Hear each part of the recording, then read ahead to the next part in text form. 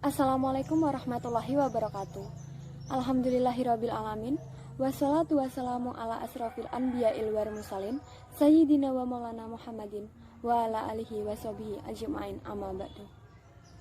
Perkenalkan, nama saya Latifah Danarianti, NIM 2002101164, Program Studi Pendidikan Guru Sekolah Dasar Universitas PGRI Madiun. Dalam kesempatan ini, saya memenuhi tugas ujian tengah semester Pendidikan Agama Islam. Tema yang saya ambil adalah Hukum Islam. Saya akan menjelaskan tentang hukum Islam. Yang pertama adalah pengertian hukum Islam, yang kedua adalah ruang lingkup hukum Islam, yang ketiga sumber-sumber hukum Islam, yang keempat ciri-ciri hukum Islam. Yang pertama, pengertian hukum Islam. Apa itu hukum Islam? Hukum Islam adalah sistem kaidah-kaidah yang didasarkan pada wahyu Allah Subhanahu wa Ta'ala dan sunnah Rasul mengenai tingkah laku mukallaf yang diakui dan diyakini, yang mengikat bagi semua pemeluknya. Syariat Islam menurut istilah berarti hukum-hukum yang diperintahkan Allah Subhanahu wa Ta'ala untuk umatnya yang dibawa oleh seorang nabi, baik yang berhubungan dengan kepercayaan atau akidah maupun yang berhubungan dengan amaliyah. Syariat Islam menurut bahasa berarti jalan yang dilalui umat manusia untuk menuju kepada Allah Ta'ala. Yang kedua, ruang lingkup hukum Islam. Ruang lingkup hukum Islam adalah objek kajian hukum Islam atau bidang-bidang hukum yang menjadi bagian dari hukum Islam. Hukum Islam di sini meliputi syariah dan fikih. Dengan melihat bentuk hubungan ini, dapat diketahui bahwa ruang lingkup hukum Islam ada dua, yaitu hubungan manusia dengan Tuhan dan hubungan manusia dengan sesamanya. Yang ketiga, sumber-sumber hukum Islam.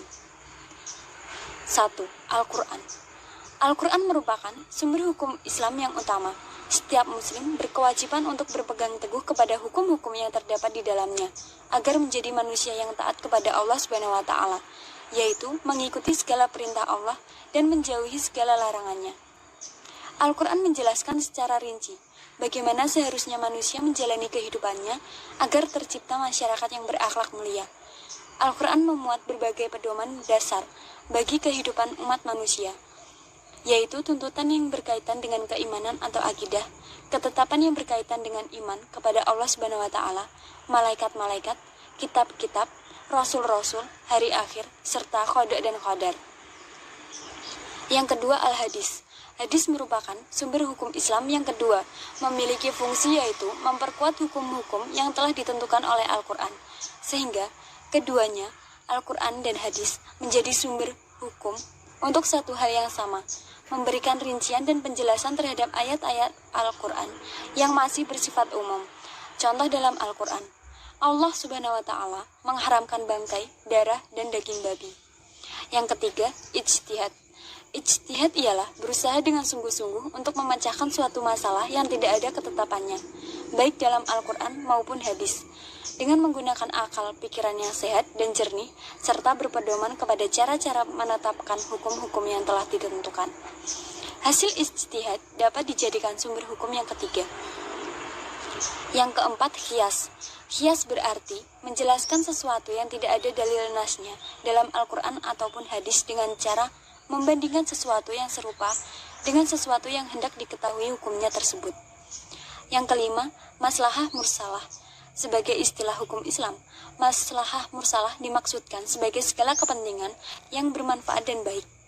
Namun, tidak ada nas khusus yang mendukungnya secara langsung ataupun yang melarangnya, tetapi juga tidak ada pembenarannya secara langsung. Contohnya adalah melakukan pencatatan nikah. Di dalam Al-Quran dan hadis tidak ada perintah langsung agar mencatatkan pernikahan. Yang keempat, ciri-ciri hukum Islam. 1. Bersumber dari Al-Quran dan Al-Hadis. 2. Mempunyai dua istilah yaitu syariah dan fikih. 3. Dapat dibedakan antara hukum taklifi atau hukum Islam yang 5, yaitu wajib, sunnah, haram, makruh, dan mubah. Hukum wadi yang mengandung sebab, syarta, dan mani atau penghalang. 4. Dalam sistem hukum Islam, kewajiban lebih diutamakan daripada hak. Penuhi dulu kewajiban, baru hak diperoleh seperti pahala-pahala sebagai ganjarannya. Sekian penjelasan dari saya. Bila ada kurang lebihnya, saya mohon maaf. Wassalamualaikum warahmatullahi wabarakatuh.